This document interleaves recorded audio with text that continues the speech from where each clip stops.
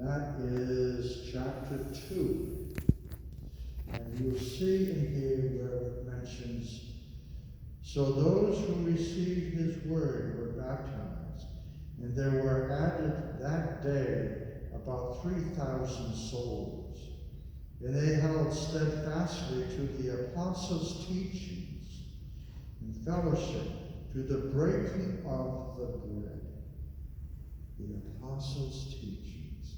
And where do we see that? It comes through the Matthew, Mark, Luke, and John in the Gospels. It comes through in the letters, and it comes through the letters, the epistles, and Revelation. That's where the apostles' teachings are. And the church has not deviated from that in the 2,000 years we have existed.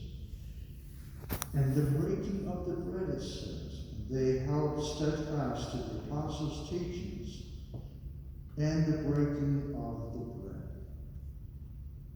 What's the breaking of the bread?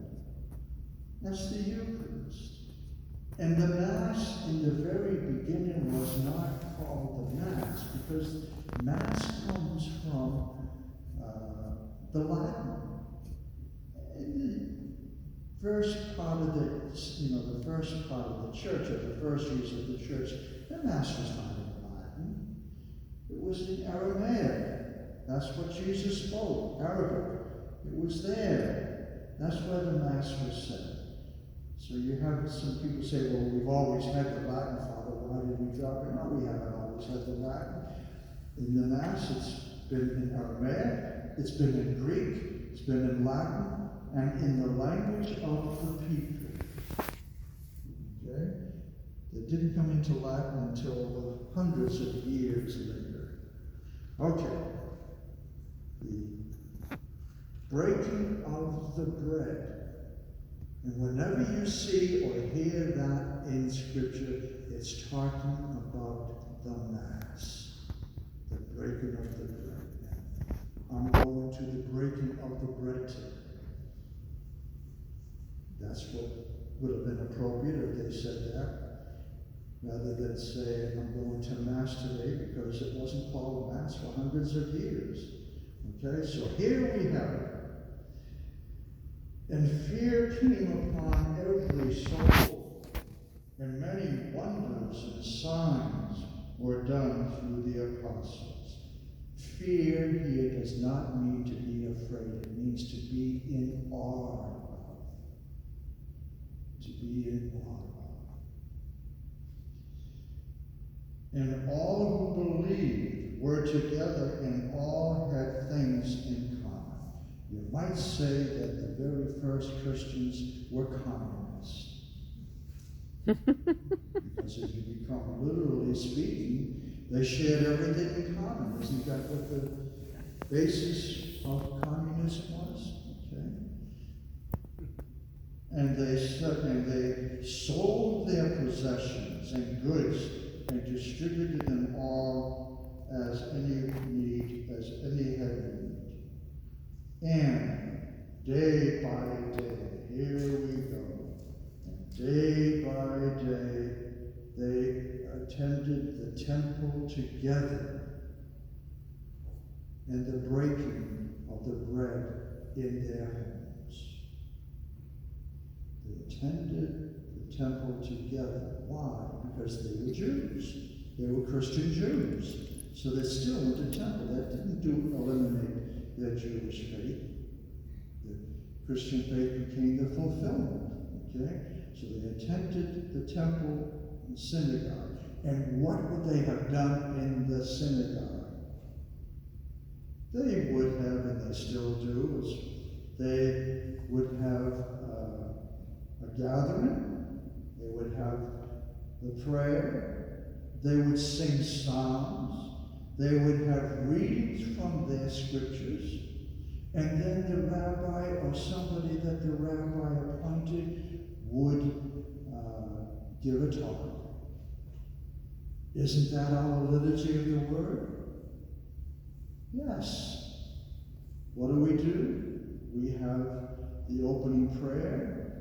We have collect, the collecting of prayers. We have the readings from the scriptures, and if you remember, 90% of the time, our first reading is always from the Old Testament. And it points to the New Testament. So in these first Christians who were Jews, they went to the temple area, they had the prayers, the singing of the psalms. We have the psalm in between our two readings, or three readings if it's Sunday. And they had their sermon given by the rabbi. And then it says they went to the homes for the breaking of the bread. Now, it doesn't mean that they went home. They went to the homes of the rich who had big houses. And there they celebrated the meal and the breaking of the bread. The Eucharist. Right? Just lost my page here. The Eucharist.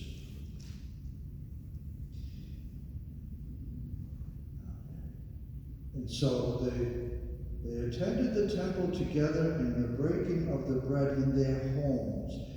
They partook food in glad and generous hearts, praising God and having favor with all the people. And the Lord added to their numbers day by day those who were being saved.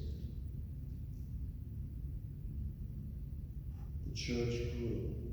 But we also heard right there that they had a meal together. So the Eucharist was part of their gathering meals. Why we call this the table of the Lord. And we have the Eucharistic meal. It goes way back to there. But then there was a problem because, as I said, one of the mornings how they added water to the wine because the wine was too strong. And what happened, and Paul had to really get after them. At the meal, they were drinking too much wine and getting drunk, some of them, the wealthy, and not sharing with the poorer people who were there. Today's gospel. But that's the Mass. And then they had to they were thrown out of the temple. They were not allowed to, these Christians, this cult, as they said. These Christians were thrown out of the temple, so they couldn't go to the temple anymore for the liturgy of the Word. So the liturgy of the Word and the liturgy of the Eucharist were brought together. And that's what we have now and have had for hundreds, for 2,000 years. So the Mass is there. And if you're reading Scripture, like I said, or hearing Scripture, and you hear the words, because it's throughout the New Testament, the breaking of the bread, you know immediately that they're talking about the Mass. Because that's what it was called back then. Later on it was called agape, and other names. And the Mass comes from the Latin, so that doesn't come in until hundreds of years later. So, your degree will be in the mail. Oh, I guess the mail is really no problem to you. So it may take a long time to get. Thank you so much for celebrating with me and having your pastor call me.